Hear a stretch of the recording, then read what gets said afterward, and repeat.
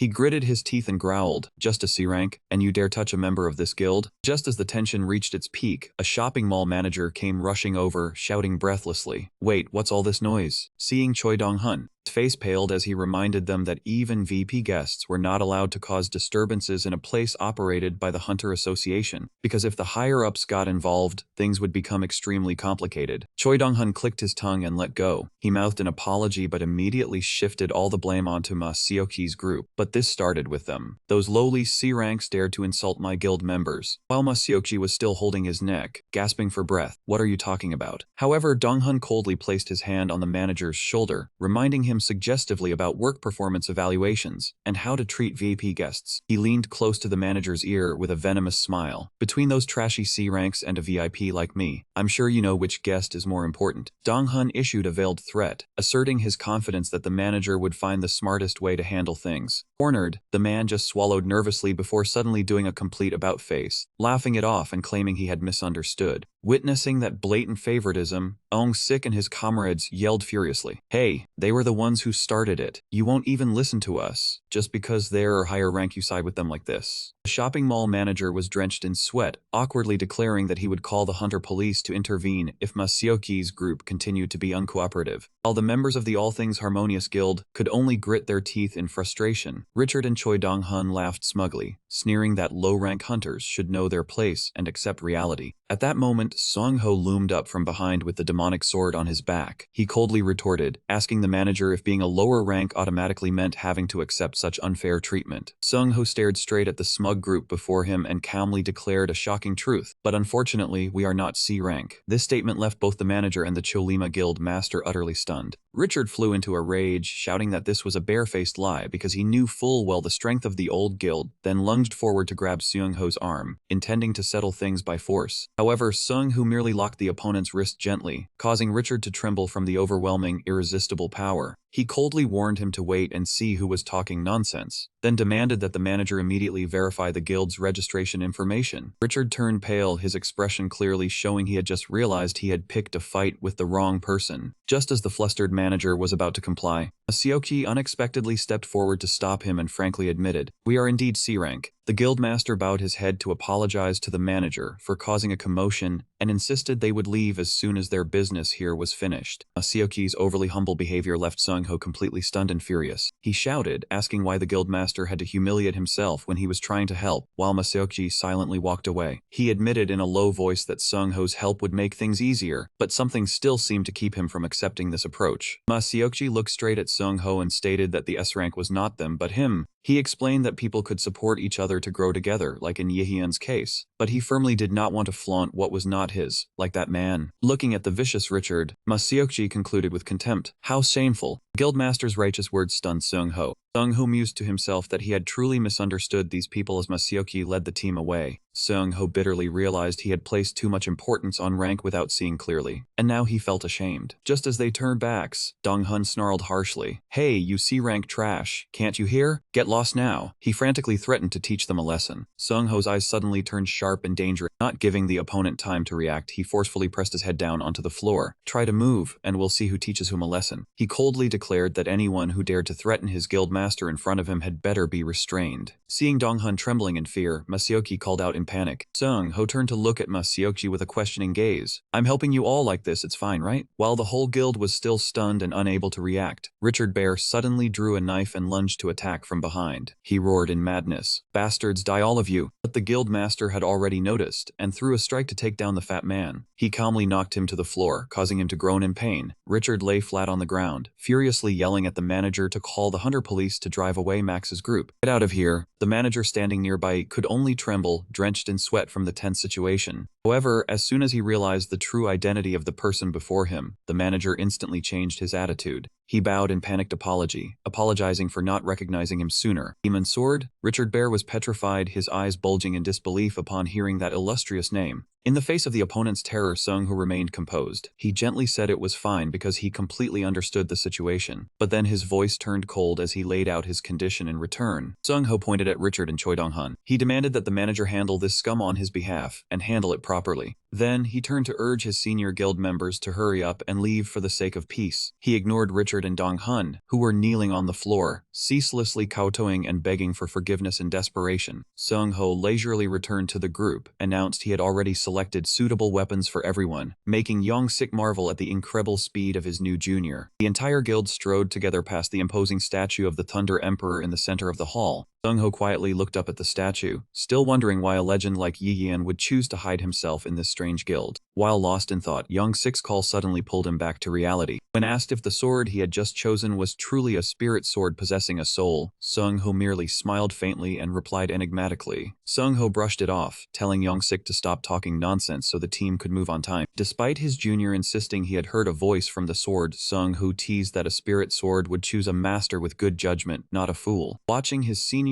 joking around happily, Sung Ho beamed a bright smile, feeling that he had truly found an interesting place to belong. At the same time, at the guild office, a messenger had just delivered a mysterious letter. Seeing the letter fall to the floor, Masayoshi assumed it was a notification about the weapons they had just ordered. However, when he picked up the luxurious letter, he could tell from the envelope alone that it was not an ordinary zip code bill. As soon as he opened it, he read the lines inside. Guild leader's face suddenly changed color, his eyes widening wide, utterly shocked. In the late-night room, Yi Yan was diligently at his desk when he received a call from his editor with an unexpected compliment. "Your work has been quite good lately." Hearing that, Yi Yan scratched his head and chuckled contentedly.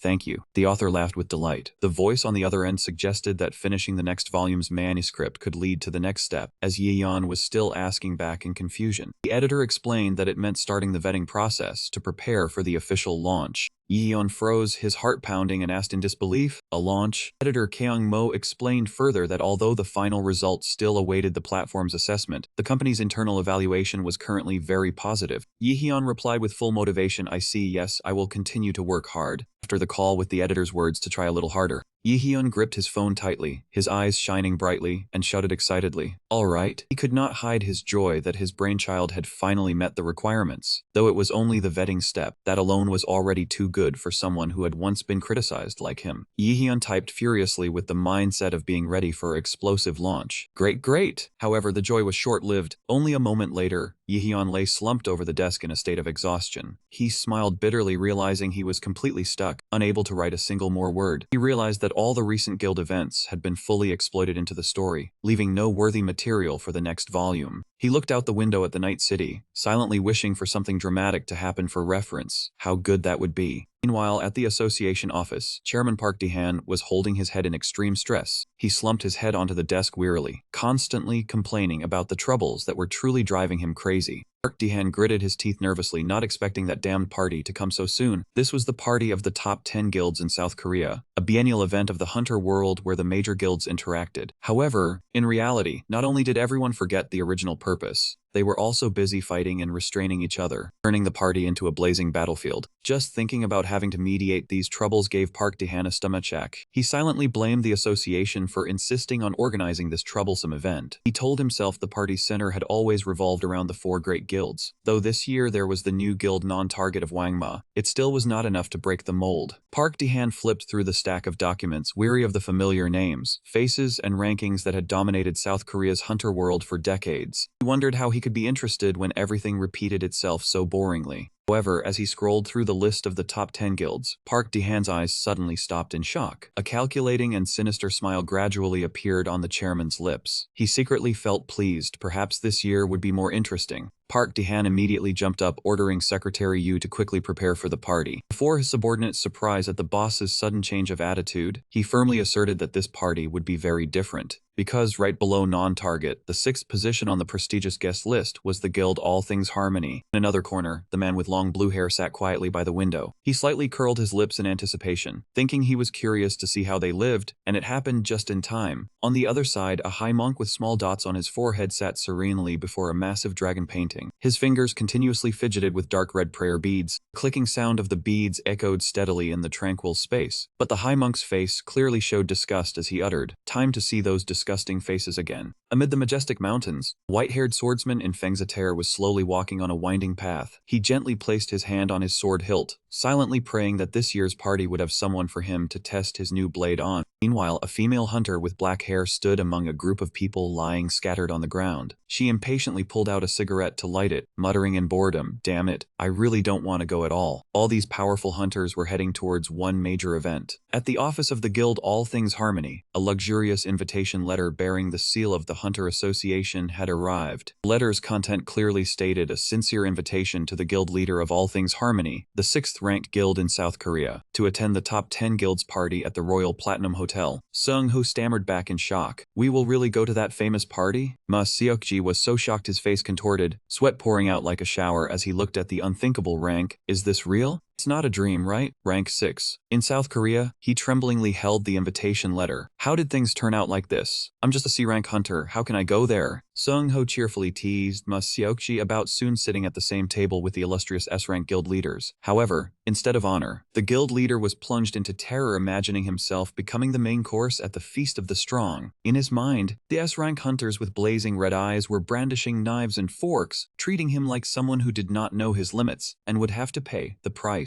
Extreme fear caused Ma Seokji to foam at the mouth and then collapse to the floor, immediately losing consciousness. Young-sik and Sung-ho frantically rushed over to shake and call out to the senior lying flat in confusion. Witnessing the familiar chaotic scene, Yi-hyun could only smile wryly, admitting there was never a peaceful day in this guild. However, he was secretly pleased, thinking this was a good sign, because the upcoming party was exactly the valuable material to get inspiration for writing. Then, Sung-ho suddenly remembered an important detail and realized the boss had actually attended this event long ago, even though back then he had not officially joined any guild. Recalling the not-so-pleasant memories from that previous attendance, Yi-hyun suddenly did a 180-degree change in attitude. With a face contorted in deep disgust and determination, he decisively declared, "I am not going." It all started from the last party. In a stylish white suit, Yi-hyun walked slowly amidst the praises for his feat of destroying 10 SSS rank gates. The crowd ceaselessly hailed him as a hero, a hunter who was the strongest in the world despite being only a high school student. They believed that in no time, this young man would become humanity's greatest hunter. However, amidst the flashy congratulations, Yi-hyun found it all incredibly dull. Strongest hero, what did those things even mean? He thought to himself while the crowd still cheered and praised the status of Korean hunters. He sighed in boredom, remembering the meaningless parties. To him, that glory only brought extreme weariness. "I'm not going anywhere," Yi-hyun firmly declared to Sung-ho at the office. "Oh really, then I won't go either." The moment they were about to give up, a terrifying aura suddenly erupted from behind them. Both Yi-hyun and Sung-ho paled, trembling and asking in fear, "When did you wake up?" The guild master loudly questioned them. "How did our guild rise to S rank? Who helped our guild Wanseogawa reach 6th place on the Korean guild rankings?" Faced with the immense pressure from the guild master, Yi-hyun stammered an explanation that he had been a bit busy lately. Ma Seokji roared in anger. "Even if you don't want to, you must attend the party, got it?" With a face contorted in anger, he pressed for a final answer. "Are you going or not?" Yi-hyun and Sung-ho could only hug each other and cry. "I'll go, of course I'll go." Good, a wise choice. Witnessing their guildmaster's fury, they hugged each other, trembling violently in fear. After Ma Seokji left, Yi-hyun wearily leaned back on the sofa, his eyes glazed over as he unconsciously recalled unpleasant past events. He sighed to himself. Well, there was no other choice. He had to go find materials to write an article. The Grand Guild's party commenced at a luxury hotel with a long red carpet. The sound of cameras clicked incessantly as reporters hunted for big shots, the media working their hardest. Association Chairman Park Dae-han was busy shaking hands and networking with officials, sending hopes for their help this year. After finishing greeting the A-rank guilds, he wiped his tired sweat, thinking to himself that the main characters were about to show up. "The S-rank guilds are entering." The announcement rang out, making the atmosphere hotter than ever. Park Dae-han held his breath and watched, muttering that they came as soon as he spoke of them. Leading the way was the 2nd-ranked Parthenon Guild, with hunters bearing a mythical aura in classical attire. Next was the 4th-ranked Nine Dragons Guild, appearing with mysterious high monks.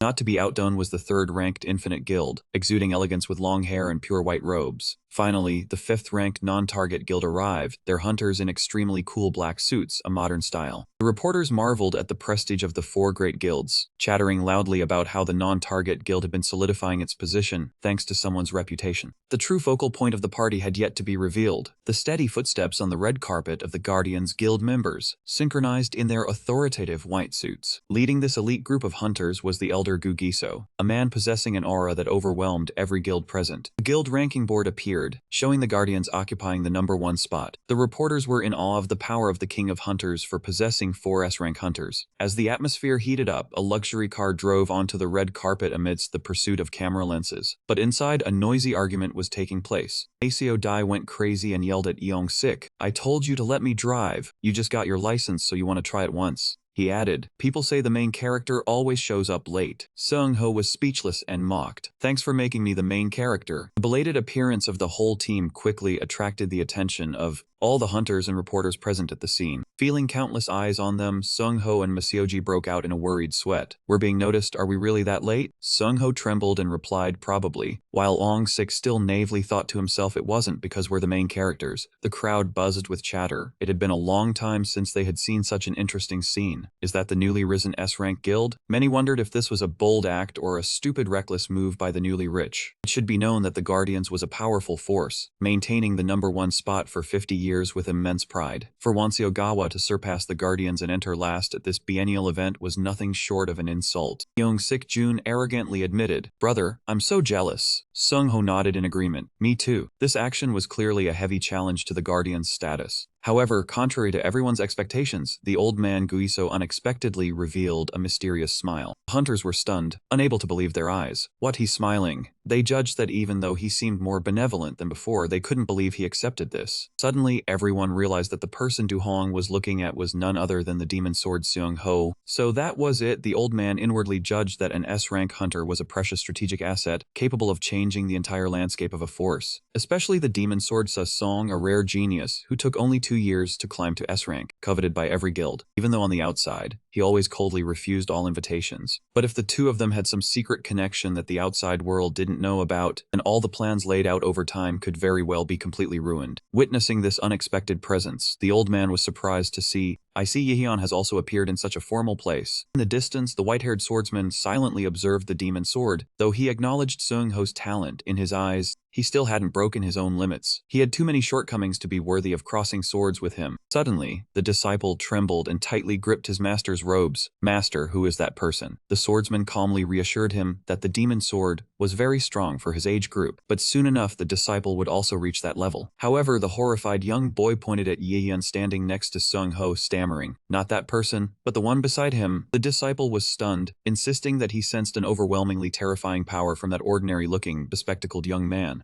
A terrifying pressure descended, making him realize that even if all the elite hunters at this party charged together, they could not overcome that unparalleled power. In the brilliantly lit hall, the dignified association representative opened with a speech, greeting the guests and wishing them a pleasant evening. He emphasized that tonight's party was held to honor 10 representative guilds, the pride of Korea. Amidst the applause, the representative smiled and urged the guests to set aside their worries and enjoy a very happy night. He also did not forget to remind everyone about the spirit of unity, that they were all colleagues. "Let us be happy together and foster goodwill at tonight's party. Thank you." After the speech, the MC invited the guild masters to the private dining area, while the other members remained in the main hall to enjoy the party. Hearing this, Maseogi was trembling violently, drenched in sweat from stress. Seeing his senior hesitate, Seung-ho softly reminded him it was time to go. But the poor guild master was drowning in fear, thinking to himself, "If I go, will I die? Or should I hand the position to Seung-ho and run away?" Seeing this, Young-sik comforted him. "Brother, don't worry too much. The food here is delicious, and once you eat it, all your worries will disappear." Demon Sword Seung-ho also spoke up with a calm voice. "That's right. It's just going to eat, so feel free to relax." Demon Seokji let out a soft sigh, forcing a strained smile to reassure himself.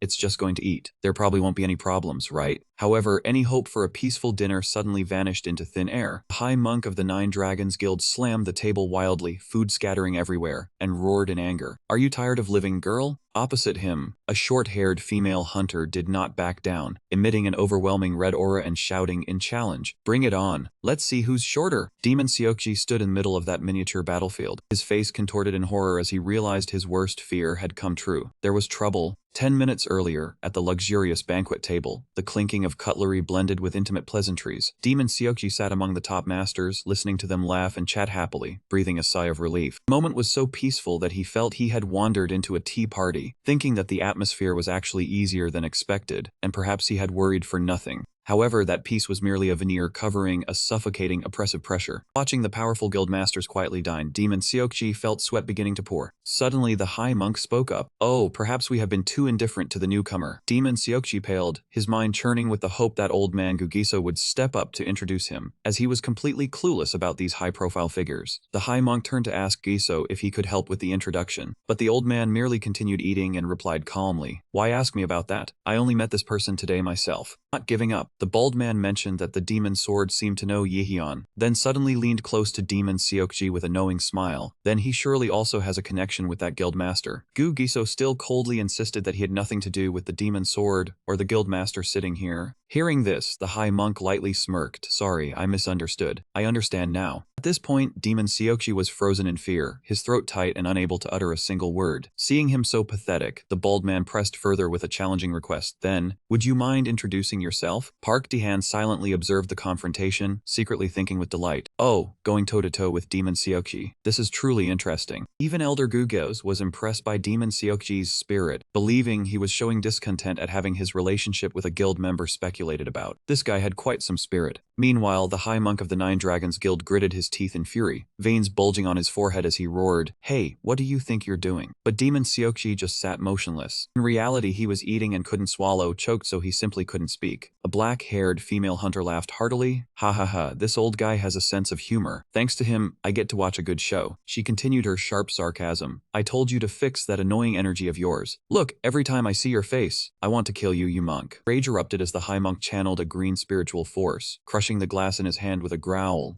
"Are you tired of living, girl?" His eyes blazed with killing intent behind his black glasses. Unfazed, the female hunter stood up abruptly, a red fiery aura enveloping her body as she screamed her challenge. "Bring it on! Let's see who's shorter." The moment they opened their mouths, the atmosphere immediately turned into a battlefield. "Why has it come to this? I need to clear up the misunderstanding first." He tried to raise his hand to intervene, just now but was immediately cut off by a cold voice. A hunter with elegant long silver hair slowly wiped his mouth and uttered a contemptuous remark, having no sense of time or place. Truly vulgar. The female hunter and the High Monk both turned in surprise. "Huh?" A middle-aged man in Feng-style clothing sitting nearby also taunted the silver-haired swordsman. "You're one to talk, always acting noble, but you're just a butcher." Stung. The swordsman silently drew his katana, which emanated a powerful blue spiritual force, his eyes as sharp as a razor as he growled, "Step outside. I wish to test you." His opponent was equally formidable, a strong surge of blue spiritual power erupting as he retorted, "Fine. I shall accept your challenge. Today, we will settle who is superior right here." Tables nearby probably just wanted a refund for their buffet. In the air thick with spiritual power, because Elder Gugiso let out a soft sigh and then coldly commanded, "Stop." The fearsome S-rank hunters, who had been so aggressive just moments ago, all paled. Sweat poured from them like rain, unable to resist this overwhelming force. Gugiso calmly sat back down, slowly sipped a cup of tea, and reminded them, "The atmosphere seems too heated. No one likes that. Stop it." Under the elder's pressure, even the most arrogant had to obediently back down. Park Dehan stood watching, unable to help but admire the old man's level of skill. Then he suddenly paused, seeing a figure still sitting firmly amidst the wave of pressure. Park Dehan was astonished to realize his whole body felt crushed by the terrifying pressure, yet that person seemed utterly unbothered. Impossible. Even the old man's power made S-ranks yield, but he could withstand it? Park Dehan could not believe his eyes, seeing the freshly risen rank 6 guild master sitting resolutely with a determined face, inwardly admiring the aura that seemed like that of Iret's boss. But in reality, his CPU had disconnected 10 minutes prior. Demon Seokji had actually been unconscious for a while, his eyes rolled back and snot streaming unconsciously. Meanwhile, Yihyun could only sit there, tediously twirling his pen beside his notebook.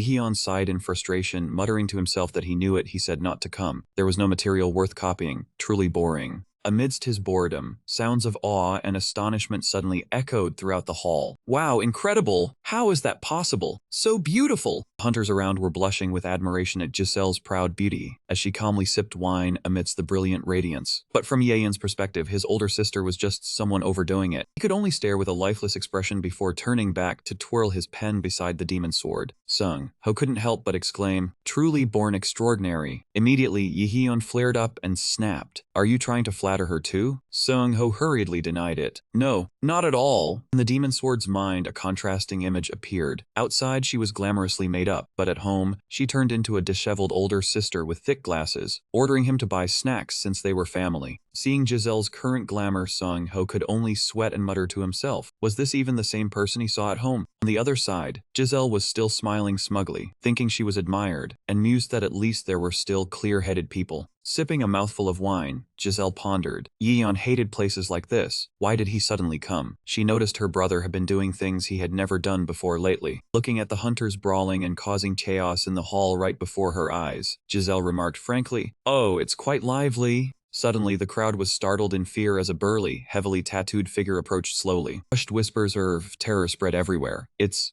the fight dog. This ferocious hunter carried a threatening, murderous aura. He walked straight towards Giselle's table. He looked at her contemptuously and sneered. "Still playing the queen bitch act today." With a scornful expression, he laughed loudly. "Drop that flirting style with those useless bastards, and have a match with me." Giselle glanced coldly, a contemptuous smile evident on her lips. "Auntie? Ridiculous." Not stopping, he continued insulting her, calling her a weakling who only puts on airs, mocking her title as the strongest S-rank as mere vanity. He contemptuously likened her to a brat who only plays with fire, making Giselle's entire body tremble with rage from the insult. Seeing the tense situation, the demon sword Seung-ho was about to step in, but was immediately stopped by Yeon. Yeon explained bluntly, "No need. That old gorilla lady hates anyone meddling in her affairs." At that moment, Giselle was gritting her teeth in endurance, her sharp eyes filled with fury. Her hands clenched so tightly the table seemed about to shatter. She reminded herself to be patient, because the opponent was Fight Dog, the team leader of the 9 Dragon Guild's action team. Conflict between high-ranking officers right now could spark a bloody war among the top guilds. Giselle coldly let out a "as you wish" and stood up to leave, avoiding trouble. However, that man Fight Dog still would not let go, continuing to yell and mock Giselle as a coward running away due to lack of confidence. Right then, 2 other S-rank hunters, Dong Hongcha and Hyo Jun, suddenly came forward to intervene, demanding a stop because this was not the occasion for such matters. Despite the presence of such formidable figures, Fight Dog still arrogantly laughed loudly. He insulted Giselle for hiding behind old men, even uttering disgusting words challenging her to tremble and snuggle into his arms. Giselle's footsteps abruptly halted. Patience had reached its limit, she roared in her mind. "I can't take it anymore." However, in that very moment, 2 S-rank hunters, Tazen Dong Hongcha and Baiki Hyojun, simultaneously acted to subdue that man Fight Dog instantly. With suffocating pressure, Dong Hongcha growled his final warning. "I told you to stop." Hugpyo Kim Do-jin stepped forward, coldly reminding, "Enough, Fight Dog." Immediately, the demon sword Seung-ho could no longer sit still. "I've heard enough, I can't stand it anymore." Seeing 2 other S-rank hunters intervening as well, Fight Dog not only showed no fear, but laughed gleefully with malice. "Ha ha ha." Even the black leopard, and a promising new factor, a deep blue energy surged violently around his body. He roared excitedly, seeing all the S-ranks had gathered. With his wildly aggressive nature, Fight Dog challenged them all. "Good, let's have a proper fight." He screamed maniacally in extreme excitement, finally able to settle who was stronger. Fight Dog revealed his long-held dissatisfaction. He thought being S-rank automatically meant being praised, but in reality, their levels were vastly different. While other guild leaders looked at him with serious and annoyed eyes, Fight Dog still arrogantly declared he wanted to use this opportunity to determine who was truly the strongest. Both Sesong and Kim Dojin were already in a combat-ready stance, their killing intent making the space extremely tense. Witnessing the chaotic scene before him, Yeon sighed deeply in frustration. So tiring. He thought that in the past, there had been no shortage of people who boasted their power meaninglessly like this. For someone who had already stood at the peak like Yeon, titles like Strongest or Hero were truly not worth worrying about. He did not understand why people chased after them. The crowd of guests began to panic, frantically searching for hiding spots, understanding that when these S-rank entities acted, no one could stop the terrible destruction. Dense killing intent engulfed the hall. As the S-rank hunters prepared to launch into a horrifying brawl, just as the tension peaked, a powerful shout suddenly rang out, shattering the atmosphere. "Stop!" Association Chairman Park De-han stepped forward. He coldly reminded all the bloodthirsty hunters, "Today is not an occasion for gathering to fight." Park De-han signaled for everyone to withdraw their weapons, and issued a final warning. If they did not stop, the association would officially hold the guilds responsible for this disturbance. Before the authority of the chairman, Maseokji could only bow his head in silence and then slightly nod in acknowledgement of his fault. He clicked his tongue and left, but did not forget to offer a belated apology for causing trouble, causing Park De-han to coldly remind the guilds to be more careful next time. Elder Gergiso also spoke up to take his leave to avoid further awkwardness between the 2 sides after the unnecessary clash. However, just as he turned away, another guild leader with long gray hair and a malicious smile sneered about the interesting events that had just occurred. He taunted Guiso for being too protective of Giselle and suggested he should abdicate soon. Guiso stopped. He calmly thanked him for the advice, then suddenly unleashed a terrifying purple pressure in response. Guiso growled, asserting that one who only thinks of others abdicating inherently lacks the quality to be king, and demanded the opponent immediately abandon their vain ambition for the throne. The elder's dreadful pressure left that man rooted to the spot, dazed as if petrified. Guiso coldly walked away, leaving a resounding warning that left the opponent only able to grind his teeth in helpless fury. He worriedly realized that his faction's plan seemed to have been seen through. However, Masayoki, who was walking beside him, appeared quite calm because he had anticipated this. Even though the situation seemed unfavorable, the gray-haired man gritted his teeth in rage and affirmed that there was no turning back. He was determined that the cruel plan would still be executed as initially intended. Old man Masayoki and his fierce disciples left with resentful expressions. He gritted his teeth and cursed inwardly. "Down, old man. If he won't leave the throne, we'll have to drag him down ourselves." On the other side, Elder Guiso still walked leisurely with an unhurried demeanor, but his keen eyes had already seen through everything. He thought to himself, they seem to be harboring some foolish thoughts, unsure if they are trapped by their own egos and failing to see reality, or if they are pretending not to know. Amidst the tense atmosphere of political scheming, the guild Wanshijia, he was facing a bittersweet situation. Guildmaster Masayoki was still unconscious from the psychological shock, causing Sung-ho to frantically shake and call out to him, "Big brother, are you all right?" Guiso brushed past Yeon, a thought full of implication about the hierarchy within the hunter world flashing through his mind, that above even the powerful kings there still existed supreme gods. Realizing he could not stay any longer, Sung-ho hurriedly ordered, "Yeong-sik, go start the car. We must get him out of here quickly." Yeong-sik quickly agreed, and together with the others, they helped the guildmaster leave the hall. While everyone was worried about the guildmaster, Yeon was caught in a completely different crisis. The pressing deadline was more terrifying than a rampaging S-rank monster. He clutched his head and pulled his hair in despair upon realizing this trip yielded no substantial material for his manuscript. "See, in the end I got nothing, with only a little time left until the deadline. What am I going to tell the editor-in-chief?" While he was busy lamenting, a slow footstep approached. "Hey, friend." Yeon turned around startled, and was met with the sight of the white-haired swordsman with an ethereal and noble bearing. Sung-ho, seeing someone approach, asked cautiously, "May I ask what this is about?" He thought the other party was targeting him. The white-haired hunter immediately corrected him. "Ah, sorry, not you." He pointed his hand towards Yeon and affirmed, "It's the person beside you. I have some business to discuss with him." Yeon froze. "Me?" In the quiet space of a traditional mansion, the Heavenly Sword softly thanked Yeon for leaving the lively banquet to follow him out here. Yeon replied frankly that he had intended to go out anyway, then immediately got to the point, asking if the other party had something important. The Heavenly Sword did not beat around the bush. He immediately introduced his disciple, Seo Yun, who was standing right behind. The elder revealed that Seo Yun possessed a secret ability called the Demon Eye that no one knew about. The boy's eyes blazed with a stream of blue spiritual power, capable of grasping all information, stats, and even the fatal weaknesses of an opponent in just one look. The clearest proof was the detailed stat panel of the demon sword Seung-ho, fully displayed from his skills to the exploitable openings when using a greatsword. The Heavenly Sword emphasized that seeing through an opponent before a battle was an enormous advantage, enough to break the balance of the four major guilds, if the information gathered from tonight's feast was used for malicious purposes. However, he affirmed that he had no interest in those political calculations. After years of honing his sword on the edge of life and death, the only thing he craved now was to find someone strong enough to inherit his sword path. It was precisely through Seo Yun's demon eye that the Heavenly Sword recognized the terrifying power hidden within Yeon. With an extremely respectful attitude, the legendary hunter bowed and requested a sparring match to receive his guidance.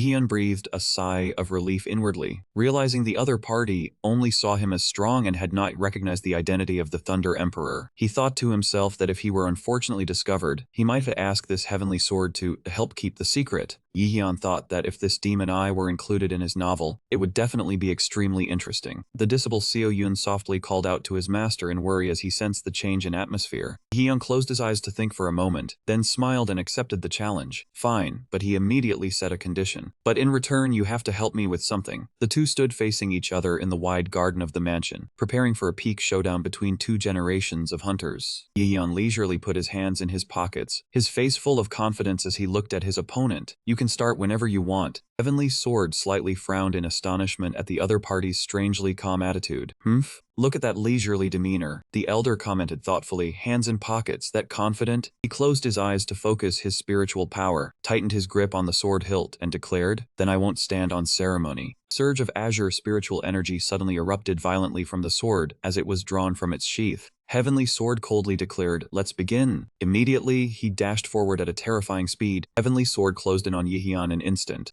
Yiheon silently marveled that this elder's speed was indeed much faster than Sung Ho's. Heavenly Sword continuously pressured him with unpredictable, shifting techniques, causing Yiheon to exclaim in surprise, "Whoa, that startled me." Realizing his opponent had already predicted his retreat path, Yiheon decided he should probably take his hands out of his pockets to fight seriously. Seeing his somewhat flippant attitude, Heavenly Sword could only grit his teeth and utter a contemptuous remark. Ridiculous. Heavenly Sword charged in like a whirlwind, executing a masterful double strike technique with the intent to seize full initiative. He was confident this move would not only give him the upper hand, but also completely control every action of his opponent. Heavenly Sword was certain that Yiheon would have to move exactly as he directed, making dodging the second attack completely impossible. However, Yiheon surprised the elder by gliding effortlessly between the sharp sword strokes. He landed calmly and muttered softly, "Interesting." He silently observed his opponent, and inwardly admitted that the title Heavenly Sword was well deserved, as those sword strokes were both swift and carried immense power. Witnessing the high-level match, Seo Yun couldn't help but admire, noticing that her master's swordsmanship seemed to have reached the highest realm. Even the sword spirit Moon Drinker had to remind her that although it was from a different lineage, these movements were very worthy of reference, and demanded that she memorize each technique carefully. Heavenly Sword concentrated all his azure spiritual power,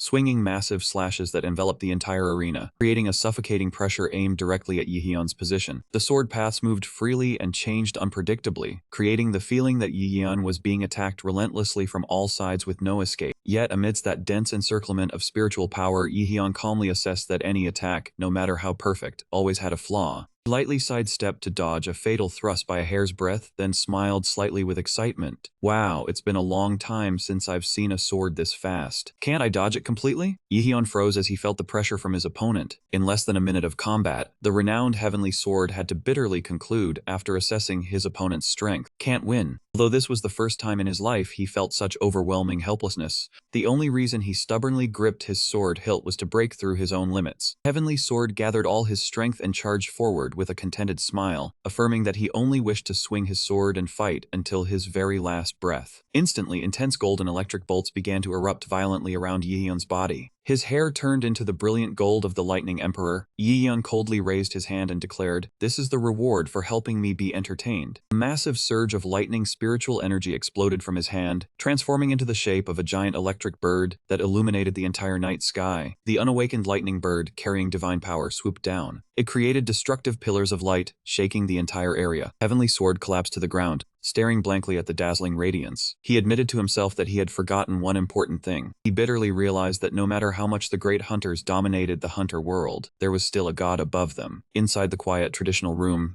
Yiheon was enjoying a lavish meal together with Heavenly Sword and Seung Ho. Yesterday was fire and brimstone. Today he had completely switched to scooping ice. Seeing Yiheon eating so heartily, the elder asked if the food suited his taste. The young man chewed and enthusiastically replied, "It is exactly to my taste." This made Heavenly Sword silently marvel in his head strange. Looking at Yiheon now, he could not help but recall the sparring match from yesterday. Back then, the overwhelming surge of the Lightning Emperor's spiritual energy had made him feel it was very difficult to approach. Yet now, he looked no different from an ordinary boy. Seeing the elder staring fixedly at him, Yiheon wondered if there was something stuck to his face that he was staring so intently. Heavenly Sword quickly apologized, explaining that the feeling now was completely different from yesterday, and just imagining it was amusing. Yiheon asked blankly, imagine what? Heavenly Sword mused to himself about how the other guilds would react if they knew the Lightning Emperor had returned. Faced with Yiheon's naivety, he asked, "Is there something different?" The elder affirmed that there certainly was. According to him, Yiheon joining the guild and attending the feast of the 10 major guilds was the signal of the Lightning Emperor's official return to the world. Heavenly Sword believed that when Yiheon revealed himself, everyone would realize the battle for the throne had always been a farce.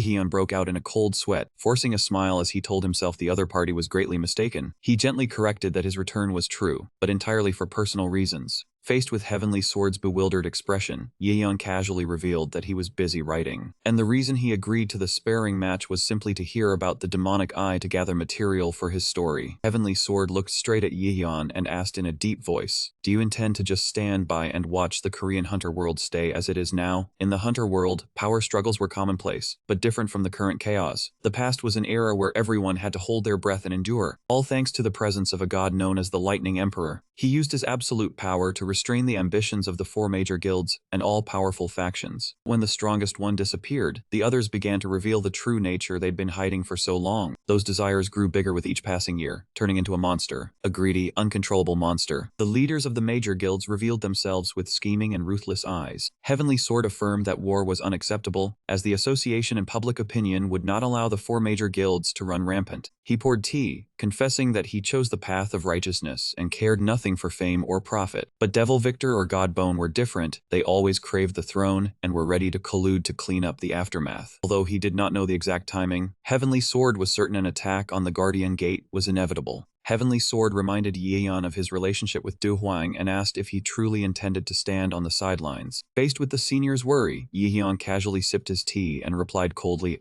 "Let everyone mind their own business. I have no reason to take responsibility for that." Witnessing that indifferent attitude, Heavenly Sword could only silently watch Yeon. He judged inwardly that behind that divine power still lay a strangely naive immaturity. He decided to change the subject. "Good, then may I ask a different question? Why did you decide to retire? And for what reason did you start writing? I want to hear your story." Yeon was slightly taken aback, repeating doubtfully, "My story." Heavenly Sword suggested that confiding in someone might help Yeon sort out the thoughts surrounding him. Yeon let out a soft sigh, took a sip of tea, and began to tell his tale. "It is not really an interesting story. When I was born, memories flooded back with the cries of birth in the hospital room. Because when he was young, Yeon could not control his lightning ability. So his parents always had to wear thick rubber gloves to avoid getting electrocuted whenever they held the two siblings in their arms. By the time Yeon controlled his power, his older sister Giselle had awakened fire ability. One child gave off fire, the other shot lightning. His parents always taught them to grow up normally and told them not to use their abilities carelessly. But the two siblings were never obedient children. On the ruined street, the charred corpse of a giant boar monster lay, dealt with by the two siblings themselves. Small Yeon urged his sister, "Go back, I am hungry." This made Giselle, who was still in the heat of battle, regretful. "So early, I want to play more." Right at that moment, a trembling surviving man approached them. He suddenly tightly grasped Yeon's small hands. The man sobbed emotionally, "You too, thank you so much. I thought I was about to die."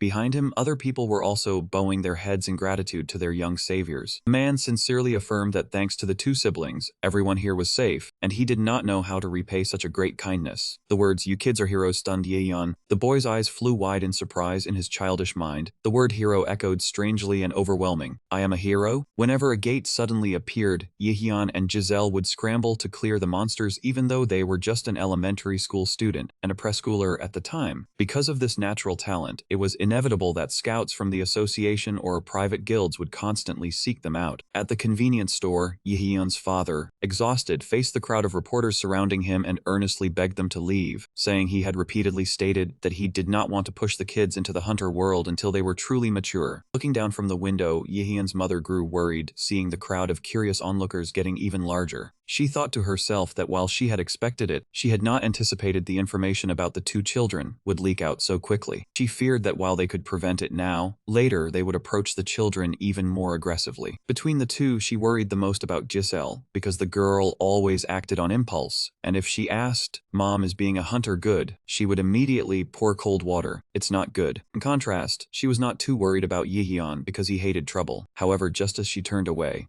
Yeon's figure beside her had vanished without a trace. Panicked, she said, He was just standing here, where did he go?" Suddenly, Yeon with his blazing golden hair leapt out of the window, shouting excitedly, "Mom, I want to become a hero." This reckless action left Yeon's parents frozen in shock, while the reporters below furiously clicked their cameras to capture the shocking moment. Yeon landed in the midst of the encircling crowd, officially making public his desire to step onto the hunter path. Despite the uproar, his parents ultimately decided to respect his decision. Standing before an association representative. Yihyun obediently listened to the instructions to always be careful and listen to adults. The boy clearly replied, yes, and then officially began his hunter life under the association's management. Standing before a massive gate emanating a stream of blue mana full of immense power, Yihyun naively asked the representative to be sure, this is where I go in, right? Starting with an S-rank gate on his first try, Yihyun's power continuously advanced by leaps and bounds. From those tough trials, he went on to conquer gates up to SS rank, and then even SS rank gates could not trouble the future Lightning Emperor. The natural-born genius, Yihyun frankly admitted, these are as easy as candy. To him, the deadly zones other hunters feared were nothing more than a fun playground. Conquering an SSS rank gate alone turned Yihyun into a living legend, causing the crowd to continuously shout in excitement, "Hero! Hero!" This was the glorious appearance of the Lightning Emperor amidst cheers resounding everywhere. Those dazzling glories were enough to make a child's heart pound intensely, and so Yihyun could not help but immerse himself in the hero game on that glorious playground. However, as time passed, every child needs to grow up, and any game played too long eventually gets boring. Alone atop the corpse of a giant monster, Yihyun silently stared into the void, realizing it was time to leave this playground. Yet, he still had to stay in this place that now, only endless boredom and emptiness remain. Looking down at the crowd cheering below, Yihyun muttered wearily, a hero, how boring. Spatial gates kept appearing without warning, bringing monsters that spread and devastated everywhere. Amid the great disaster, the world cried out for heroes, forcing him to throw himself into battle to clear the darkness. Yihyun quietly gazed at his hand blazing with lightning, silently telling himself that he had lived as a hero for so long. Amid the lavish parties with the clinking of toasts from noble people who worshipped him, he felt no joy at all. The child from back then had grown up, no longer moved by the crowd's attention, and no longer excited by this fake hunter playground. Because Yihyun had never truly struggled to become a hero, he could not feel any sense of achievement. As endless emptiness accumulated over the years, his soul seemed to have grown cold. Sitting in a deserted forest, the old mage spoke softly. Sorry for suddenly asking you to spar. Yihyun replied calmly, it's fine. It has been a long time since I last moved my body.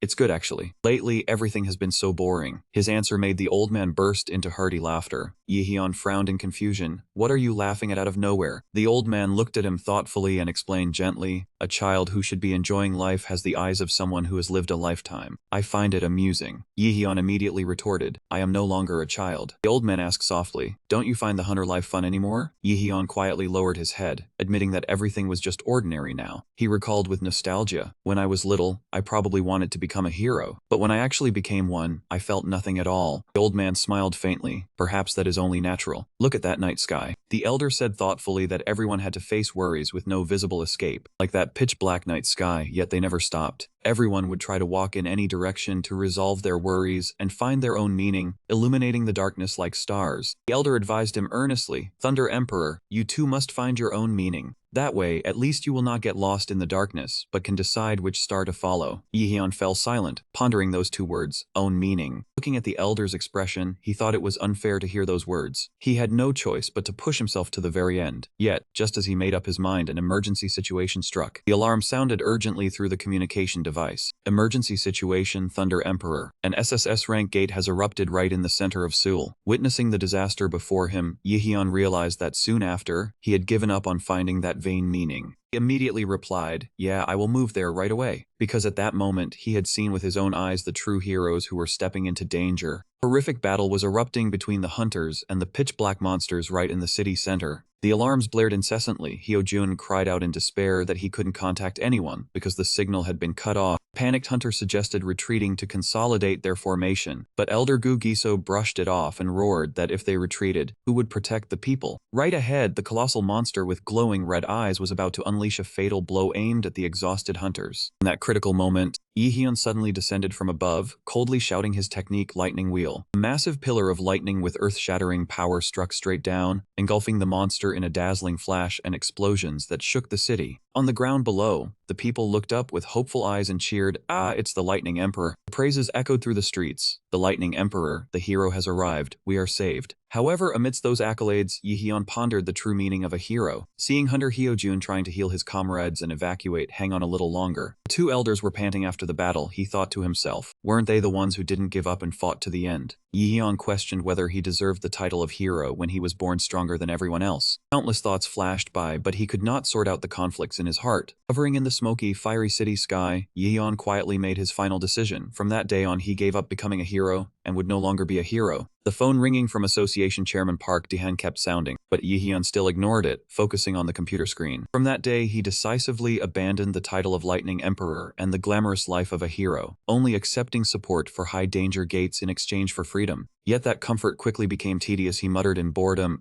this is too boring. A year passed. Yihyun had matured, but his spirit had not improved, only becoming more gloomy. Standing in the ceremony of honor, Kazuya smiled lightly, commenting that Yihyun was much gentler than before, because he used to not care about formalities or rules. Kazuya patted his friend's shoulder and affirmed that Yihyun was no longer a child, as everyone changes over time. Watching Kazuya's back as he stepped into the pitch-black gate to continue his journey, Yihyun suddenly worried, wondering if he was the only one standing still. However, Yihyun quickly dismissed those complex thoughts, because he hated things that gave him a headache. He returned to his usual daily routine. Right at that moment, Sister Giselle, lying next to him, suddenly exclaimed excitedly while looking at her phone, "Oh my, this is really good." Yihyun curiously lifted his head and asked for the link to watch together. He took the phone, completely unaware that a major turning point was about to arrive in his life. Yihyun stared with suspicion. A web novel. He began scrolling and had to admit, it's better than I thought. It wasn't that he was overly impressed with the genre, he just felt he had found a new pastime to fill the boring days. Just as he was most engrossed, the story ended, leaving him disappointed and shouting,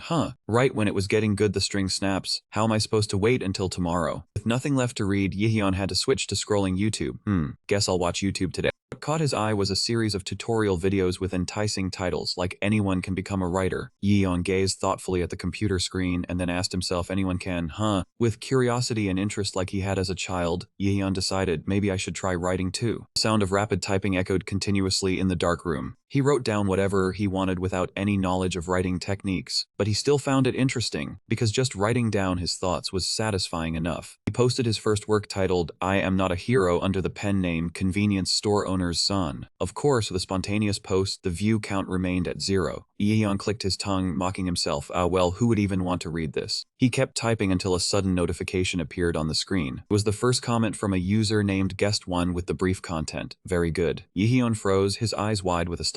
A strange feeling ran down his spine. He suddenly felt inspired and frantically typed at a dizzying speed. Let's write a bit more and see how it goes. When the chaotic gate attack ended successfully, Yihyun stood among his comrades and pondered about the future. When the world was no longer in danger, he realized he had no reason left to continue the tiring hunter profession. A sudden idea struck. Maybe I should take writing seriously. Although he found it a bit interesting, he quickly clicked his tongue and was about to let it go, thinking he would soon find it boring as usual. Right at that moment, the shout of Lightning Emperor from a comrade suddenly rang out, breaking his train of thought. It was a question from Old Man Temu about what he wanted to do in the future, which made Yihyun recall the entire story from before, though his heart was still full of doubt about whether writing would help him find meaning in life. Yihyun told himself that at least he should try once. With eyes shining with determination, he declared his life's greatest goal, I will become a web novel writer and I must not give up halfway. Back in the present, Yihyun awkwardly handed the laptop containing the manuscript to Heavenly Sword and nervously asked, what do you think? Because he was not good with words, Yihyun had written all his feelings into it and said it wasn't good, he could just skim through it. After reading it, Heavenly Sword let out a soft sigh. He realized that even terrible calamities were just a playground in the eyes of someone with innate overwhelming power like Yihyun. He understood that the image of the Lightning Emperor hero in everyone's eyes and what Yihyun himself felt were completely different. It was this disconnect that had caused him to always feel confused and lost all this time. Heavenly Sword smiled lightly and affirmed, so that's it, I feel I understand your heart now. He calmly sat down at the computer, his hand gliding over the keyboard with the thought that since he had read a good piece, he absolutely had to leave a comment. Lines of empathetic words were typed down by the elder, expressing deep sympathy for the reason for writing and the feeling of being unable to neatly sort out Yihyun's mood. Heaven's Sword sent his full trust, hoping Yihyun would walk steadily on the chosen path, no longer bound by any chains or responsibilities. He sincerely advised that if he was brave enough to face the thorns and untie each complex knot, one day he would be able to accept himself. He affirmed that Yihyun was doing very well now, and to just keep going to the end of the road. The conversation finally ended. Heaven's Sword stood up to say goodbye and did not forget to tell Yihyun to ask Seo Yun more about the demon eye. Before leaving, the elder gave a slight smile full of anticipation.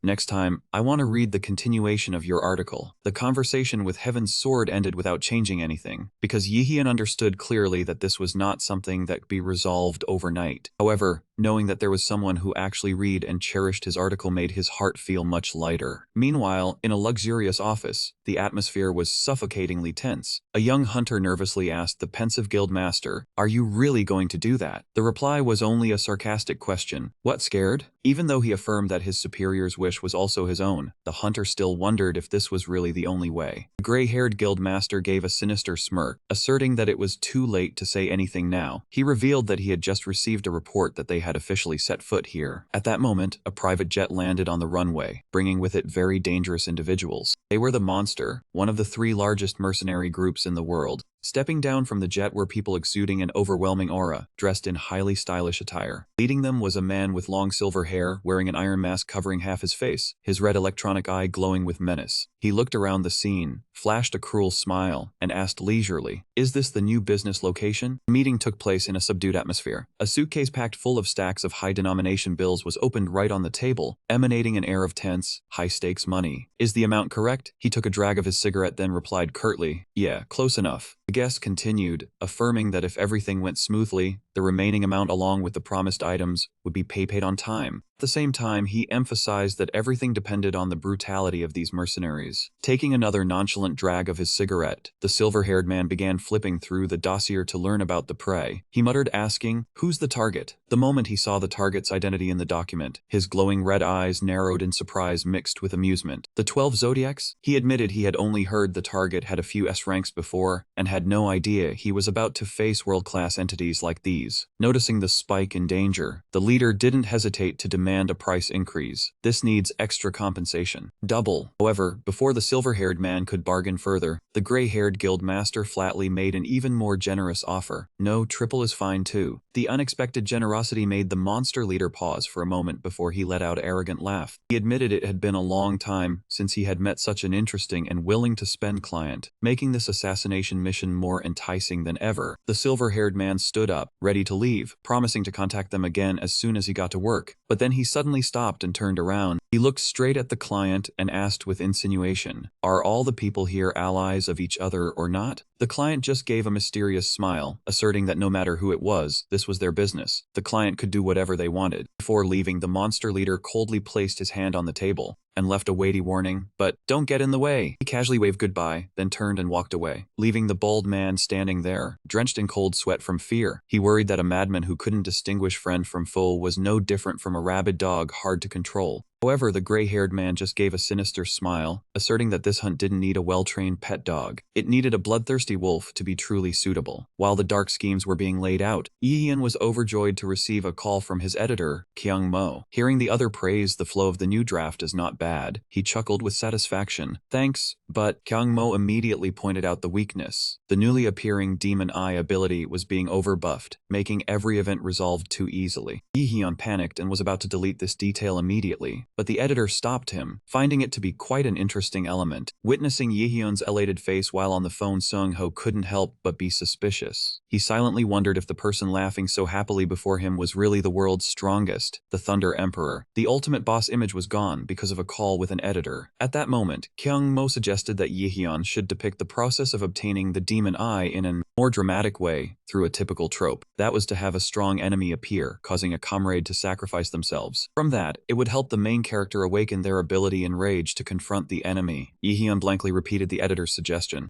"So we have to kill the main character's comrade?" Kyung Mo noticed his hesitation and quickly reassured him. "It seems you don't like this idea much, huh? You don't have to write it that way. I'm just giving an idea. Just consider it." Yihyun replied softly, "Yes, I'll think about it some more. Yes, thank you." Hanging up with a tired sigh, he wrestled with the plotline of killing the comrade. Even though he knew novels needed such events, his heart still felt deeply troubled. Yihyun pondered silently. So far, he had always written based on experience, but he had never gone through that, and didn't want to imagine it. Looking at familiar faces like Ma Seokji or Sis Giselle, he felt at a loss, unable to bear having them meet with misfortune on paper. But if he dropped it, it would be such a waste of the Demon Eye's potential. Seeing his senior slumped over the table from running out of ideas, Seung-ho suggested, "Maybe try going for a walk somewhere. You might suddenly come up with a good idea." Yihyun tiredly agreed. "Yeah, that works." Just as Yihyun stood up to leave his desk, he accidentally knocked his laptop onto the floor, It seemed to foreshadow something very bad about to happen. Meanwhile, at the headquarters building of the Guardian Corporation, the meeting of high-ranking hunters had just come to an end. Elder Gu Giso stood up and announced, "Alright, we'll stop the meeting here for today." Gu Giso enthusiastically suggested, "That's right, since we rarely finish a meeting early, how about we go grab something to eat?" But Giselle coldly turned her back and walked away without a moment's hesitation. "I'm busy. Excuse me for leaving first." The old man could only watch helplessly and sigh, dismayed by his granddaughter's ruthlessness. Meanwhile, his comrades took the opportunity to mock him for his excessive nagging. When Gu Giso was about to invite the other three to eat, the hunter in ancient attire immediately poured cold water on him, reminding him of today's work trip to Dudong. The elder could only sigh, still unable to retire due to his busy schedule. Gu Giso sat dazed in the office, sighing alone, abandoned by his subordinates and with no friends left. He told himself, well, he would just work and wait at the same time. Meanwhile, Giselle was speeding on her bike with a face full of fury. It turned out Yeon dared to use a threatening message, vowing to turn her precious sunglasses into dust if she did not lend him her laptop. Giselle gritted her teeth and roared, "You dare use my sunglasses to threaten me? Just you wait." Her rage made her want to teach that damned brother a lesson, and she paid no attention to the other side of the road. A car was rushing toward her at a very high speed. The red car was smashed to pieces, smoke and dust blanketing the scene. Giselle struggled to crawl out of the wreckage, holding her head and groaning in pain. At that moment, the fighting hound strolled over with a mocking smile, saying, "Ah, my dear, Hong Yan, what a pitiful sight." He looked down at her scornfully, taunting that today there were no old men to protect her like at the banquet. Elsewhere, two of Giselle's teammates were also being targeted. A hunter with long blue hair and armor appeared, coldly declaring he held no grudge against them. This was merely his brother's wish. In the office, Gu Giso calmly reviewed documents despite knowing there were uninvited guests. He thought to himself that they probably were not here to invite him to eat, and realized the enemy had finally made a move. Han Lin, the fierce mercenary, stormed into the room, confronting the elder directly.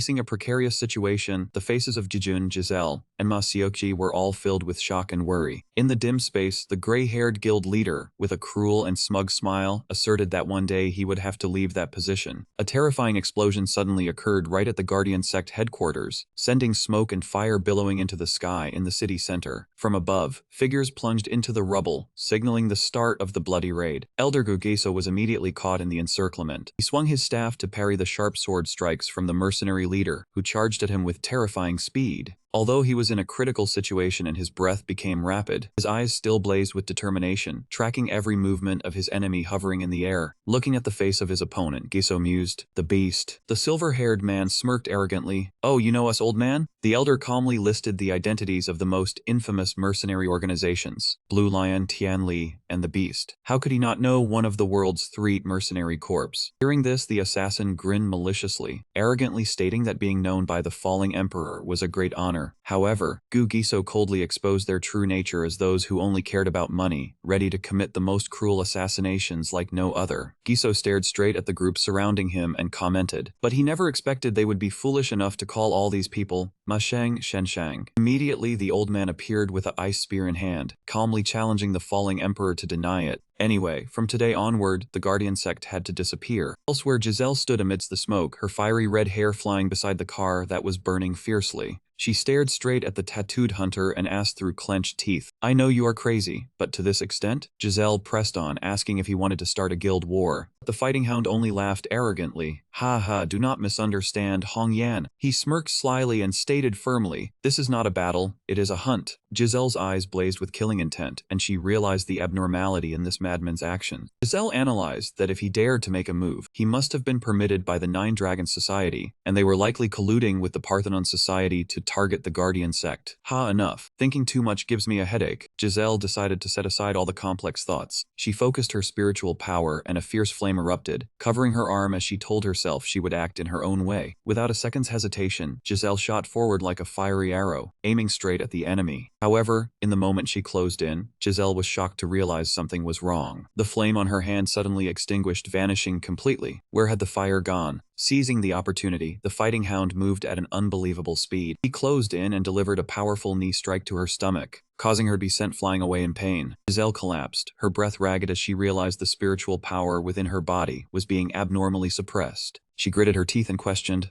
is this a magic restraint barrier? The fighting hound smirked sinisterly and replied, close, but wrong. Behind him, a female hunter with purple hair was gripping a necklace emitting a strange spiritual light. She was officially revealed as the one casting the sealing magic. Giselle glared at her enemy in frustration, blood seeping from the corner of her mouth as she growled. Damn it, did you really hire mercenaries? The fighting hound smugly admitted the effect exceeded expectations. Yeah, a really bold move, a car crash and a magic seal. Thoroughly prepared, huh? Afraid to fight me? Hit where it hurt, he furiously grabbed her hair. He roared, let us see how long you can keep blabbering. Meanwhile, on a different street, Yihyun looked at his phone with irritation, continuously hearing the subscriber could not be reached when he called his sister. He muttered in annoyance, because Jel had promised to arrive in 10 minutes, but was still nowhere to be seen. Standing in front of the guild office, Yihyun even had the idea of taking a fake vandalism photo to get back at his sister for her tardiness. He had no idea that, on the roof of a tall building, two strangers were silently using binoculars to monitor his every move. One man sneered contemptuously, that portal support guy has been loitering around, an eyesore. No sign of the demon sword, just a bunch of useless people. His accomplice told him to stop complaining, as their assigned mission was only to monitor the demon sword and this whole group. He analyzed that if the demon sword was related to the Guardian Gate, he could go all out to intervene in the fight, so the whole team had to keep watch carefully until everything was over. He suspected that the 10,000 Piece Guild was actually a new unit the Guardian Gate was nurturing. Pointing a finger at Yihyun, he mocked. For example, that portal support guy over there might actually be a master. But before he could finish, Yihyun vanished from sight, causing both of them to shout in panic and shock. Just as they were still dazedly searching, Yihyun suddenly appeared right behind them, with his dazzling golden hair and blue eyes emitting a cold aura. Pressure of the Thunder Emperor made the two spies weak in the limbs. He coldly demanded, explain yourselves clearly. Fight Hound lunged forward with a cruel smile, roaring for Giselle to grit her teeth and take his thunderous punch. A direct punch sent Giselle flying. Blood seeped from the corner of her mouth as she struggled to defend herself while under a magic seal. She forced herself up beside the red car, trying to shield herself with her hands but failing. She could not stop the relentless attacks from the ferocious hunter. Giselle clutched her wound in pain, her breathing becoming labored and weak. Yet Fight Hound showed no sign of stopping. He sneered cunningly, declaring that things were never yet. Tremendously powerful punch struck Giselle directly.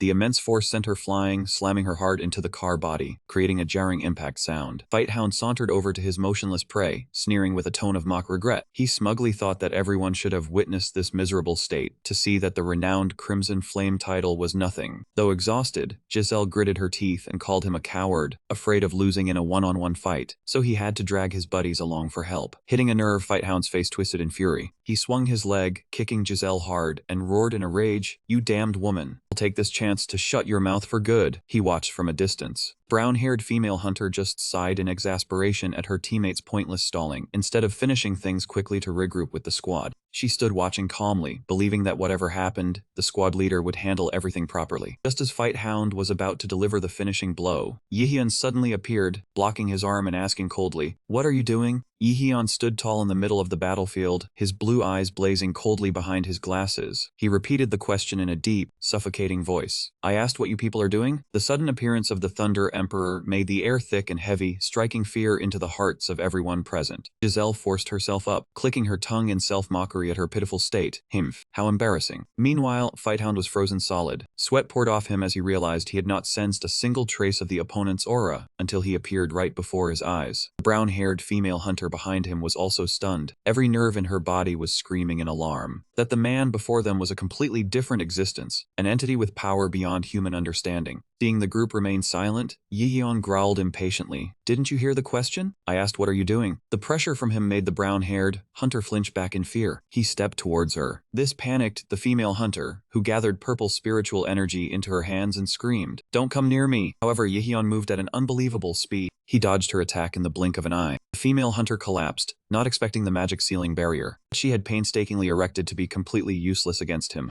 The trembling commander wondered how the opponent could use power so naturally, but then he realized that this detail no longer mattered now. Yihyun slowly approached, extending a hand blazing with spiritual energy towards Fight Hound, his blue eyes sharp. Yihyun coldly placed his hand, crackling with lightning, on Fight Hound's head and growled threateningly, "Now it's your turn to answer." Witnessing this overwhelming power, the once ferocious ferocious hunter now trembled in despair. I'm doomed. However, despite being injured, Giselle forced herself up to stop him. Hey, stop. That guy is mine. She wanted to settle this debt herself, but didn't forget to ask her brother for help. Since you're here, give your sister a hand. Yehyun sighed softly and closed his eyes. I know. Then he asked where he should start. Giselle leaned on Yehyun's shoulder and reminded him worriedly, Yehyun, remember Pig Jun? Take care of things over there for me. They're probably getting ambushed like I was. Seeing his sister's worry, Yehyun just smiled confidently.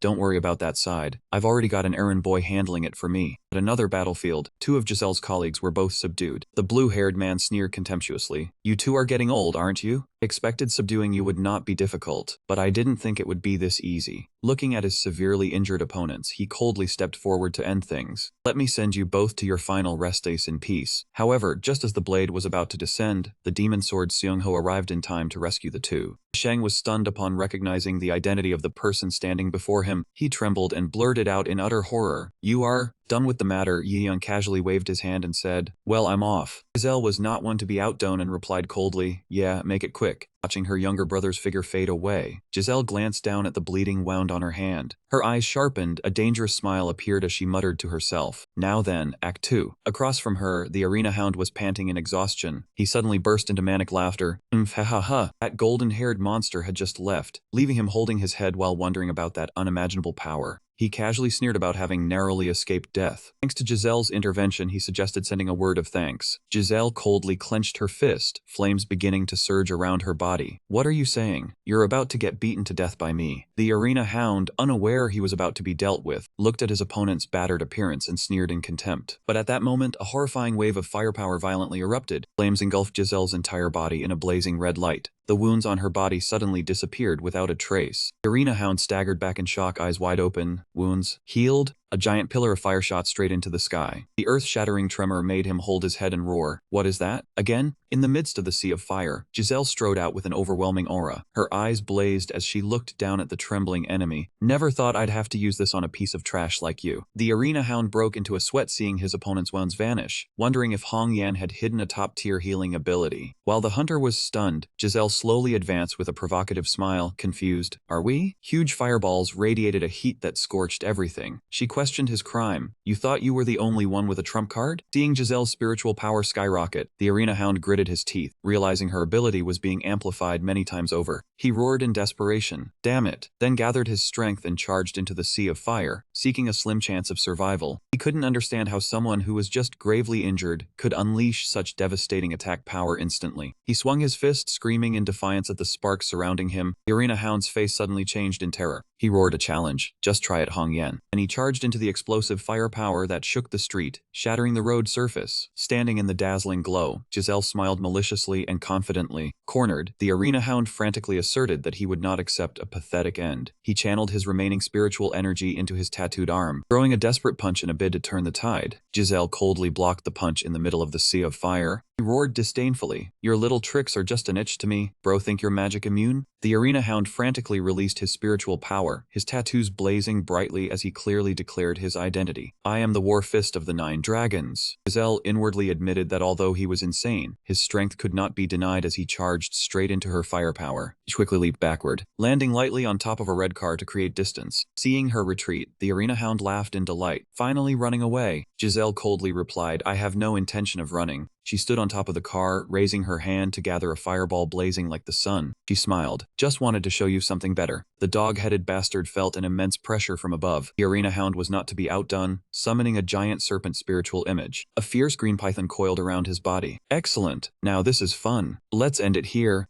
Giselle decisively swung her hand, throwing the fireball down below. The arena hound also poured his power into the python spirit, launching it upward. The clash between the blazing firepower and the green spiritual energy reached a brutal peak. He gritted his teeth and held on, desperately roaring that he would not accept defeat at the hands of someone he once looked down on. A surge of deep blue power erupted, and he proudly affirmed his identity. I am 9 dragons. But before Hong Yan's terrifying pillar of fire, all his resistance became meaningless, completely engulfed. Giselle casually walked through the sea of fire, sneering, You kept going on about 9 dragons this whole time, so noisy. But just as the enemy was subdued, she suddenly halted, breathing heavily. Damn it! Giselle tiredly realized she had expended too much spiritual energy. It was truly too much for her. She staggered and collapsed onto the dusty ground. Meanwhile, on another front, the demon sword Sasong was also charging into an extremely tense confrontation. The opponent facing him could not help but be astonished by the young man's strength, having long heard of the demon sword's reputation. But his talent was even more terrifying than the rumors suggested. He silently admired as he saw that despite being so young, Sung Ho had already achieved this much. The match continued, fiercely contested with unpredictable and ever-changing moves. Long-haired hunter let out a soft sigh, feeling full of regret, truly a waste of talent, a pity to have to personally break this young sprout. He coldly warned of the collapse of an empire this very day, saying, "Hey, demon sword, the protectorate gate will disappear today." He believed Sung Ho was wasting his efforts. Fighting like this would leave him with no way back to the guild. Suddenly, the enemy made a tempting offer. Why not come to Parthenon and let your talent flourish? Faced with that proposal, Sung Ho slightly curled his lips, flashing a sneering smile. He coldly replied, "As I said, I came here just to run an errand. It has nothing to do with the protectorate gate." The dark energy from the dark moon sword began to erupt violently, Sung Ho's eyes blazing with killing intent as he solemnly declared his true identity. "And while I'm at it, let me tell you, I am a member of the Wan Shijiahe Society." Immediately, he unleashed a powerful chopping strike. It clashed with the opponent's weapon, creating a blinding explosion of spiritual energy in the middle of the street. The enemy was shocked by Sung Ho's sudden surge in power. While their blades were locked together, Sung Ho curled his lips into a mocking smile. "Looks like that attack was a bit hard for you to block." His opponent was not to be outdone. He chuckled and replied, "It was indeed easier to block than the last one." Then, suddenly turning and moving at an unbelievable speed, he coldly declared, "But now you've barely managed to keep up with my movements." The dual strike, the proud signature technique of the Heavenly Sword, was suddenly unleashed with breathtaking speed. This technique allowed the user to take complete control through lightning-fast attacks, cleverly baiting every move of the opponent to follow their will.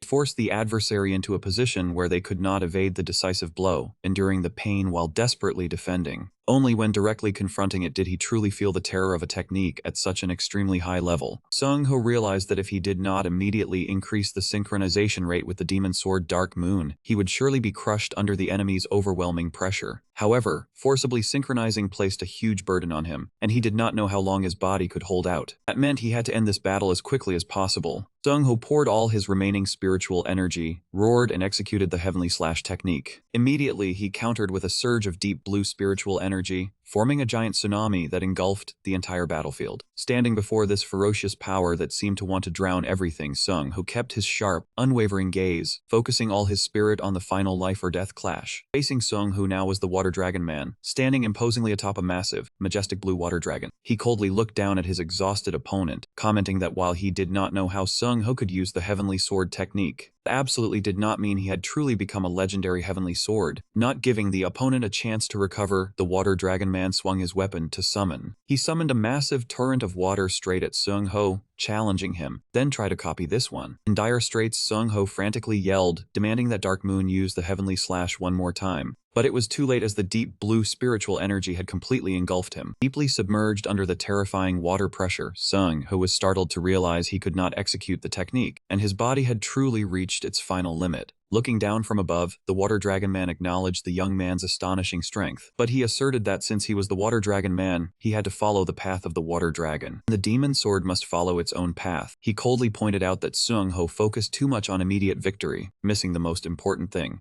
Those awakening words made Sung Ho suddenly realize the obvious truth he had inadvertently forgotten for so long. He silently admitted that while the Heavenly Sword's technique was powerful, it was completely different from the path of the sword he pursued, the path of growing together with Dark Moon. With an iron will, Sung Ho demanded the Dark Demon Sword increase the synchronization level to the maximum. Despite Dark Moon warning him that his soul might be devoured now that the demonic energy was depleted, Sung Ho still let out a confident smile, asking the sword to trust him and prepare for the final explosion of power. Sung Ho's strength continuously increased as his synchronization rate with Dark Moon surged from 62% to 70%. His face darkened, his eyes blazing with killing intent amidst the water pressure and storm. The Water Dragon Man sensed the change in the tide. He coldly decided to end the battle immediately rather than prolong it. At that moment, Sung Ho officially reached a synchronization level of 77%. It was the terrifying Demon King transformation state. With black wings and a sinister smile, he declared solemnly, "Now this is the real beginning." The Water Dragon Man slightly curled his lips and replied, "Good, I will also go all out." The battle erupted in mid-air as the Water Dragon Man urged his dragon forward. Sung Ho in his Demon King form was not to be outdone. He shouted loudly, "Let's go, Dark Moon." The two frantically exchanged techniques at an unbelievable speed, creating powerful aftershocks that swept across the high-rise buildings. A blinding energy explosion occurred when the two forces collided head-on, light engulfing the entire battlefield. As the dust slowly cleared, the Water Dragon Man was completely subdued, kneeling down with severe injuries. "Let me ask one final question," the Water Dragon Man asked again in astonishment. "Do you truly have no connection to the Protectorate Gate?" Sung-ho had now returned to his normal demeanor, casually scratching his head as he replied, "Absolutely not." He firmly asserted that he only accepted a request from one person in the guild. The answer stunned the Water Dragon human, unable to believe that someone would venture into this battle just for a request. On the rooftop, a miserable scream rang out as an attacker had an arm severed by Gugiso. The enemy leader exclaimed in astonishment, unable to believe his eyes at the old man's absolute defense. Standing amidst the energy vortex, Gugiso coldly warned anyone who wished to come close must be ready to lose an arm, for all would be severed immediately. This caused the enemies to begin fearing their long-laid plan would go up in smoke. Forced into a corner, the leader screamed frantically, asking if he dared not face them directly, calling him a tyrant, too cowardly to use tricks to hold on. Contrary to the agitation, Gugiso calmly retorted sharply, saying he was the one who should face things honorably. He would use those very tricks to behead him. A purple barrier enveloped the elder, separating him from the besieging hunters outside. Realizing he could not delay, the leader ordered the entire force to attack simultaneously to break his defense. A barrage of techniques from green firepower to icy blasts rained down all at once. The hunters frantically charged in, aiming to pierce the sturdy defense of the tyrant. The battle between the great hunters entered a brutal phase as Gugiso was surrounded by countless destructive attacks. Mathang frantically charged forward with a stream of dark blue spiritual energy. He roared triumphantly, saying it was time to give up. On the other side, the bold-headed hunter continuously launched poisonous green energy spheres aimed at the elder. A heaven-shaking explosion erupted on the rooftop, engulfing the entire sky in billowing smoke and fire. Meanwhile, the mercenary leader silently observed from afar.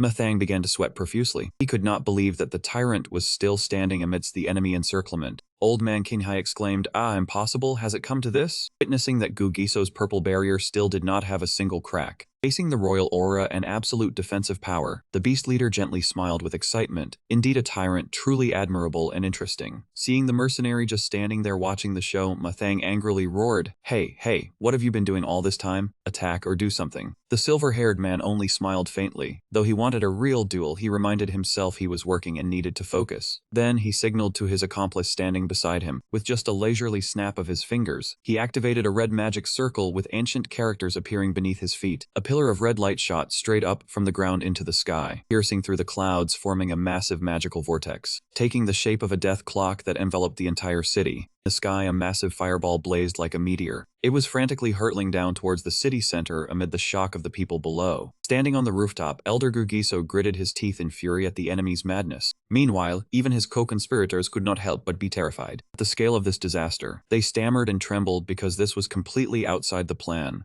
However, the beast leader merely smiled coldly. He casually thought he only needed to complete the commission, not caring about anyone's life. Faced with such gruesome cruelty, Gugiso could only growl, knowing full well he was a lost cause but never expected him to go this far. Silver-haired man did not stop his mockery. He sneered and asked why the elder was angry, when he only needed to hold his territory to be safe. He contemptuously challenged whether Gugiso intended to do the stupid thing of rushing in to save people. At this moment, the fireball was radiating terrifying heat. Gugiso also had to admit its level of danger. That moment of life and death, a beautiful fragment of memory suddenly surfaced in his mind. It was the image of an innocent little boy running playfully by his side, clearly declaring he wanted to become a hunter like his grandfather. When asked why, the boy beamed and affirmed it was because he was a hero who always protected and helped everyone. He so gently smiled, patted his grandchild's head, and modestly said he was no righteous person. The boy firmly retorted, "Liar." Every time someone was in danger, he immediately went to help. Looking at his grandchild's small back, Gugiso only smiled kindly, silently realizing he could not ignore those innocent words. Returning to reality, his eyes blazed with determination. Dispelling all fatigue, he released all the spiritual energy in his body. Then, focusing all his strength, he swung his greatsword to execute his ultimate move, 1/Infinite Tao, with destructive power. A gigantic, brilliant slash cut directly into the fireball threatening the city. A shockwave explosion immediately occurred, all the firepower crushed in midair to the astonishment of the enemies. Standing amidst the ruins, Gugiso quietly looked at the thick dust, his body utterly exhausted and devoid of fighting strength. Suddenly, he sensed a chilling, killing intent closing in from behind his back. Not giving the elder time to react, the beast leader had already struck. Lunging forward, he delivered a slash to his chest, gravely wounding him. Giso collapsed to the ground in utter helplessness. Standing over the dying legendary elder, the masked assassin laughed wildly. He mockingly taunted, knowing it would come to this yet still doing it, truly admirable. He bowed in respect to that foolish choice, and prepared to deliver a finishing blow as payment for the entertaining performance just now. But unexpectedly, a hand reached out to block him. The silver-haired guest coldly stepped forward and spoke. "Let me finish him off." The mercenary indifferently stepped aside. If the client said so, then he had no choice. Giso struggled to stand, staring directly at the traitor. Elder Kai snorted in contempt. "So you finally dare to step forward now. In the end, you are still as foolish and ugly as ever." This remark struck his pride, causing the silver-haired man's face to change. Coldly retorted, "What a pity for Shui Long to remain loyal to scum like you." Rage surged, he roared madly, "You damned old bastard." Swung his azure energy weapon, aiming straight at the elder who had closed his eyes, awaiting imminent death. In that moment between life and death, Giso serenely recalled the image of his happy family. He thought silently, at least he could leave with his head held high to be reunited with them soon. However, an unexpected voice broke the silence. "Why are you still standing there?" A powerful hand grabbed the enemy's arm just before the attack could land, causing him to freeze in shock. Giso's eyes widened in disbelief at the sight of his savior right before him. From behind the traitor, Yehyun's majestic figure emerged with an overwhelming aura. He calmly stood in front of the severely injured Giso. He slightly turned his head, indifferently offering an apology. "I'm a bit late. Sorry." Recognizing his benefactor, Giso nodded in relief. "Yes, of course, you saved me. Thank you. Now you rest, leave everything to me." The exhausted elder could only utter a final entrustment. "Very well. Rely on you." Then he completely lost consciousness. Yehyun's eyes suddenly blazed with blue spiritual power. He coldly stared at the group of enemies standing frozen in shock. Villains were utterly bewildered to see reinforcements arriving from direction of Shui Long and the Demon Sword's battlefield. They assumed the Demon Sword would come, but the person before them was completely unknown. Who the hell was this man? Rage erupted. Yehyun roared, "You damned scum." Golden lightning bolts began to violently convulse around his body. Yehyun's eyes blazed with killing intent as he declared, "Now it's time for you to atone." His black hair gradually shifted to a radiant gold of the Thunder Emperor, amidst earth-shattering pillars of lightning. Witnessing the powerful transformation, Ma Seung and his companions exclaimed in terror, "Impossible. Is that guy the Thunder Emperor?" They couldn't believe one of the 12 legendary hunters had appeared here. Contrary to the hunter's panic, the beast-like mercenary leader flashed a maniacal grin. He covered his face, his red eyes showing extreme excitement as he exclaimed, "Ha, never thought I'd meet one of the 12 apostles here." Time turned back to the moment he had just lost his left eye. He held his bloodied face, his eyes bulging with pain and hatred. Pending Kwang screamed in his mind, "Poison Emperor, I will definitely kill you. At the very least